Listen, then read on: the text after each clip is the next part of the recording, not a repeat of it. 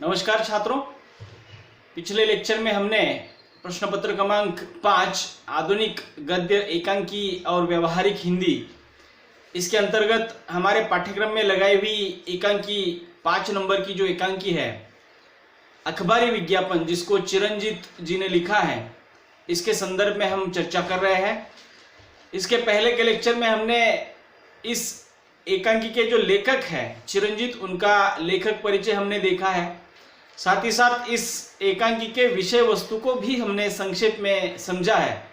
आज हम इसे एकांकी को थोड़ा सा विस्तार से यहाँ पे जो लिखी गई कथा वस्तु है, पात्रों के संवादों के माध्यम से ये कथा वस्तु किस प्रकार आगे बढ़ती है, इसको भी थोड़ा सा समझने वाले हैं। आज से हम इस एकांकी की शुरुआत करने जा रहे हैं अखबारी विज्ञापन, और इसको चिरंजीत जी ने लिखा है। और इनके द्वारा लिखे गए इस एकांकी को वो किस प्रकार हास्यात्मक शैली में लिखते हैं और संवादों के माध्यम से किस प्रकार निरंतर इस एकांकी में हंसी की फुलकारियाँ झड़ती रहती है, उड़ती रहती है। और ये एकांकी जो है एक रेडियो नाटक का एक उत्तम उदाहरण जो है होने के कारण बहुत बार इसका प्रसारण रेडियो पर भी हुआ है। तो हम इस एकांकी को थोड़ा सा समझने वाले हैं। फिर से एक बार मैं थोड़ा सा पात्रों के बारे में बता देता हूँ। इसमें कुल मिलाकर 5 पात्र हैं।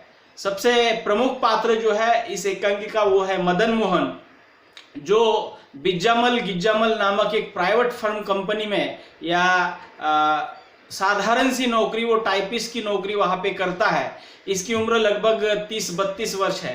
अर्थात ये मदन मोहन एक साधारण व्यक्ति है और एक बिज्जामल गिज्जामल नामक एक प्राइवेट कंपनी होती है जिसमें वो क्लर्क टाइपिस्ट की नौकरी करता है। और आप तो सभी जानते हैं कि टाइपिस्ट के इस पद के लिए ज़्यादा तनख्वाह नहीं होती, लगभग 100 रुपये महीने के दर से इसको पगार मिलती है। और इस वजह से इसकी शादी भी हुई है और इसकी उम्र 30-32 वर्ष है। और शादी होने के पश्चात किस प्रकार घर में आर्थिक मंदी जो है उभरती रहती है, बहुत सारी आर्थिक स्थितियाँ समस्याएं निर्माण होती है। तो इसके लिए उपाय के तौर पर इस एकांकी में मदन मोहन जो है कोशिश करता रहता है कि किस प्रकार उसकी जो शैक्षिक योग्यता है उसके आधार पर कोई दूसरी नौकरी वो ढूंढ सके और अपने घर की ज़रूरतें पूरा कर सके।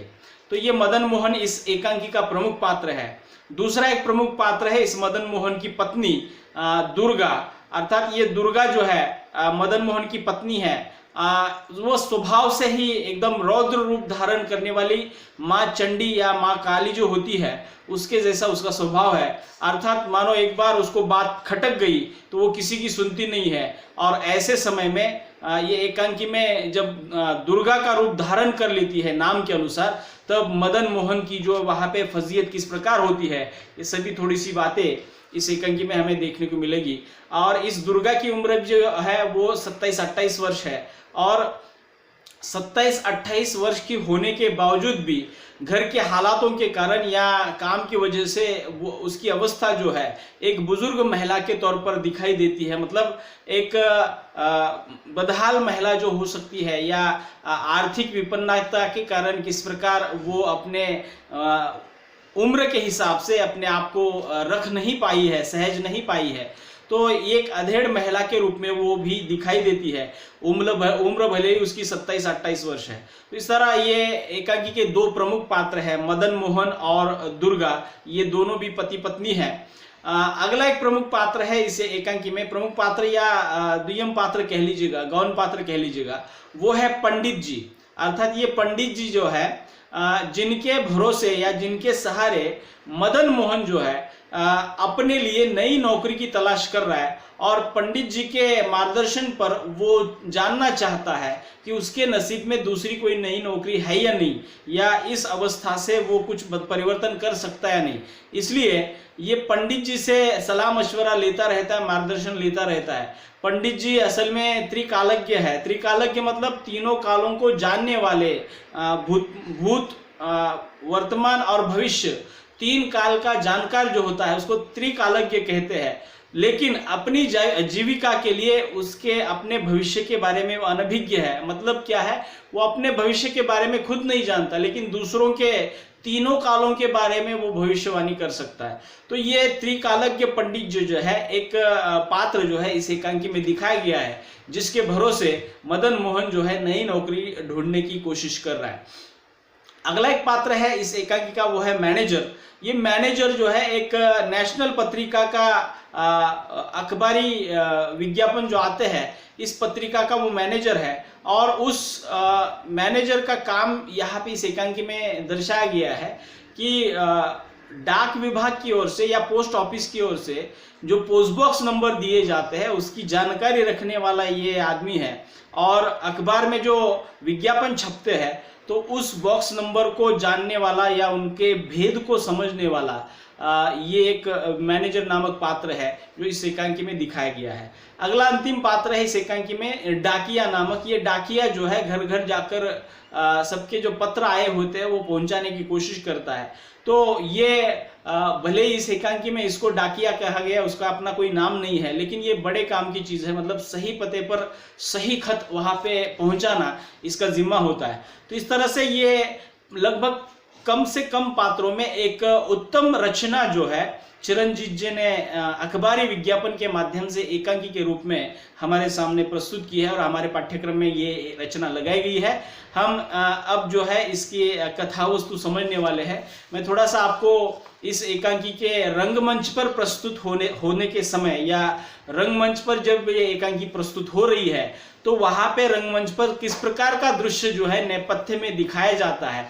मतलब इस एकांकी की कथा वस्तु जहाँ पे चलती है वो स्थान, परिवेश या वो जो समय है वो यहाँ पे थोड़ा सा मैं आपको बताना चाहता हूँ कि समय प्रातः काल का है। मतलब सुबह सुबह का समय है। मतलब मान लीजिएगा कि सुबह के 7, साढ़े 7, 8 बजे है और ऐसे समय में ये एकांकी शुरू हुई है। और वह एकांकी का जो दृश्य है वो किस प्रकार का है, देखिए। पुराने ढंग के एक मकान की बैठक। मतलब जिस व्यक्ति की आमदनी बहुत सीमित होती है, कम होती है, घर की जरूरतों को पूरा नहीं कर पाती, तो ऐसे मकान का मालिक जो है उसका मकान भी उसी तरह का होता है। तो पुराने ढंग का एक मकान, उसकी बैठक वहां पे दिखाई गई है। बैठक मतलब लिविंग रूम जो होती है, हॉल जो होता है वो दिखाया गया है। पहली ही नजर में गृह स्वामी की बदहाली विज्ञापित किए दे रही। मतलब वह उस कमरे का दृश्य ही ऐसा है कि वहां पे सभी चीजें बिखरी हुई है, कम टूटी फूटी है। तो यहाँ पे ये दिखाया जा रहा है कि किस प्रकार उस घर के मालिक की जो आर्थिक स्थिति है किस प्रकार कमजोर है, ऐसा दृश्य वहां पे उस कमरे में दिखाई दे रहा है। बाई ओर की दीवार में एक दरवाजा और एक खिड़की है। मतलब उस कमरे के बाई ओर जो है एक दरवाजा और एक खिड़की है, दोनों बाहर गली में खुलते हैं। मतलब ये मुख्य द्वार है उस कमरे में आने के, ऐसा समझ लीजिएगा, और दोनों गली में खुलते हैं। सामने की दीवार में दरवाजा जो अंदर सहन में खुलता है। मतलब सामने एक दीवार है जो अंदर की कमरे में खुलता है, जहां से रसोई वगैरह रसोई के कमरे में वो चला जाता है। तो इस दीवार और दाईं ओर की दीवार के कोने में एक जर्जर सी पुरानी मेज, जिस पर अखबारों, फाइलों और कागजों के पुलिंदे के ऊपर एक पुरानी सी टोपी रखी है। मतलब वो जो 2 दीवारें हैं उसके कोने में वहां पे एक जर्जर हुई पुरानी मेज जो है, टेबल रखी गई। मतलब वो लड़खड़ाती है और उसके ऊपर पुराने अखबार जो आ जाते हैं दिन के, वो वहां पे रखे हैं। कुछ फाइलें रखी गई है, कुछ कागजात रखे गए हैं। और ऐसी अवस्था में वो वहां पे कमरा दिखाया जा रहा है और उस कमरे में या वो जो कागज रखे हैं उसके ऊपर एक टोपी भी वहां पे रखी गई है। मेज के पास एक लंगड़ी सी लड़खड़ाती सी पुरानी कुर्सी भी वहां पे है। मतलब उस टेबल के पास जो है एक मतलब बुरी अवस्था में, या जिसको कहेंगे कि वो बैठने की अवस्था में नहीं है, ऐसे खुर्ची जो है वहां पे रखी हुई है। दाई ओर की दीवार की खूंटियों पर गृह स्वामी श्री मदन मोहन के कपड़े लटक रहे हैं। मतलब दाई ओर जो दीवार है उसके ऊपर इस घर के मालिक जो है मदन मोहन के कुछ रोज के जो कपड़े होते हैं पहनने के, वो वहां पे लटक रहे हैं। पुराना सा कोट, पैबंद लगी बिना क्रीज की पतलून, मतलब बहुत सारे ऐसे पुराने कपड़े फटे हुए बदहाल अवस्था में वहां पे लटके हुए हैं। मैली कमीज भी है, अर्थात मैले कुचले कपड़े वहां पे रखे गए हैं या लटकाए गए हैं। तो इसका मतलब ये है कि ये किस प्रकार का दृश्य है और गृह मालिक की अवस्था, आर्थिक अवस्था किस प्रकार की है, ये दिखाने का मुख्य उद्देश्य है। तो इन खूंटियों के पास आगे की ओर बड़े आकार का एक सस्ता सा कैलेंडर लटक रहा है। मतलब उसी खूंटियों के बगल में जो है एक बड़े आकार का सस्ता सा कैलेंडर वहां पे लटक रहा है। कैलेंडर आप जानते हैं कि दिन की तिथियां या दिन देखने के लिए वो जो कैलेंडर लाते हैं वो वहां पे लटक रहा है।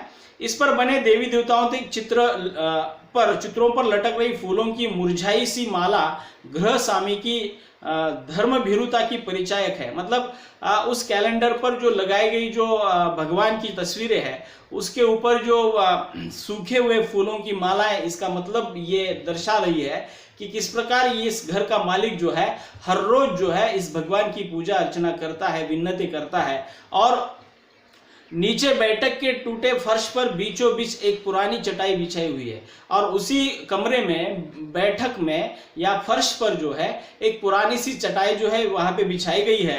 जब पर्दा उठता है तब मदन मोहन बाएं हाथ में अखबार थामे दाएं हाथ से खड़े खड़े कैलेंडर की तिथियां गिनता हुआ दिखाई देता है। मतलब जब ये एकांकी शुरू हो जाती है तो वहां पे मदन मोहन जो है वो अपने बाएं हाथ में अखबार लिए हुए हैं और दाहिने हाथ से वो वहां पे खड़े खड़े कैलेंडर की तिथियां गिनता हुआ दिखाई देता है। और उसने इस समय एक मैली सी धोती और कुर्ता जो है पहन रखा है। मतलब घर में जो कपड़े पहनते उस अवस्था में वो वहां पे है और कैलेंडर में वो तिथियां गिन रहा है। तो इसी में अर्थात ऐसे दृश्य को सामने रखकर उस एकांकी की शुरुआत हो जाती है। मुझे लगता है कि ये थोड़ा सा पार्श्व का जो दृश्य है मैंने आपको बताया है। और अब इमेजिन कीजिएगा कि वो कमरा है और उस कमरे में वो मदन मोहन है और उस मदन मोहन जो है उस दीवार पर लटके हुए कैलेंडर पर तिथियां गिन रहा है और वहां से एकांकी की शुरुआत हो जाती है। तो कैसे, देखिए,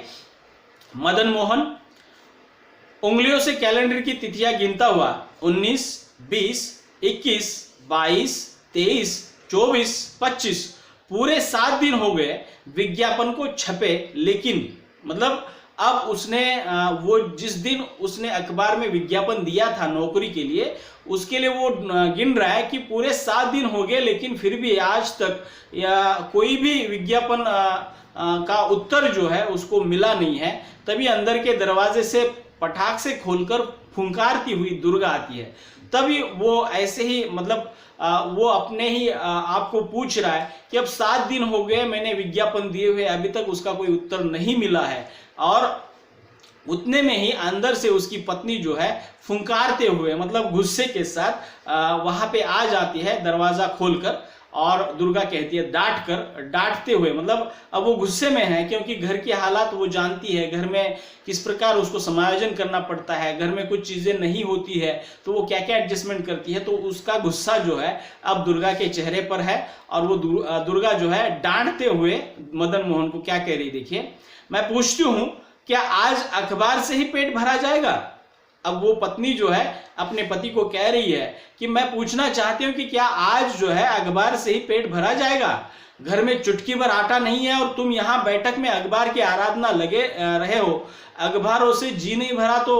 अर्थात वो अपनी बात को कह रही है कि घर में मुट्ठी भर आटा भी नहीं है और हमें अगर कुछ खाना है तो अखबार से पेट भरने वाला नहीं है, तो जल्दी जाओ और आटा लेके आओ, ऐसा उसको कहना है। तो मदन मोहन क्या कहते हैं, देखिए, चौंक कर और फिर सहमी सी हंसी हंसा कर, मतलब वो वातावरण को थोड़ा सा सहज करना चाहता है क्योंकि दुर्गा गुस्से में है और थोड़ा सा चौंक जाता है चिल्लाने के कारण और वातावरण को सहज बनाने के लिए थोड़ा सा हंस देता है। अरे भाई इतना बिगड़ क्यों रही हो, वो क्या कह रहा है कि अरे भाई इतना बिगड़ क्यों रही हो, सीधी तरह कह दो ना बाजार से आटा लाना है, बंदा अभी लाए देता है श्रीमती दुर्गा जी। अर्थात वो माहौल को जो है थोड़ा सा हल्का करना चाहता है और उस लिहाज से वहां पे लाड़ प्यार से बोलने की कोशिश करता है कि सीधी तरह कह दो ना कि बाजार से आटा लाना है, बंदा हाजिर है दुर्गा देवी जी। अर्थात इस तरह से वो बात को जो है हल्के में लेता है। लेकिन दुर्गा जो है बिगड़कर और गुस्सा हो जाती है। देखो काम के वक्त ये चोंचले मुझे पसंद नहीं, समझे। अर्थात दुर्गा अभी भी गुस्से में है और अपने पति को समझा रही है कि काम के वक्त मुझे ये चोंचले पसंद नहीं है और मैं तुम्हें समझा देती हूँ। मदन मोहन फिर हंसते हुए अरे भाई मैं तो अब फिर भी वो उसी मूड में है, उसी मजे में है कि वो समझाने की कोशिश कर रहा है कि मैं तो तुम्हें फिर भी दुर्गा उसको बीच में रोकती है, हटाओ मैं ये रहा थैला, और मदन मोहन आज्ञाकारी सेवक की थैला लेकर जो है जल्दी से पकड़ता है।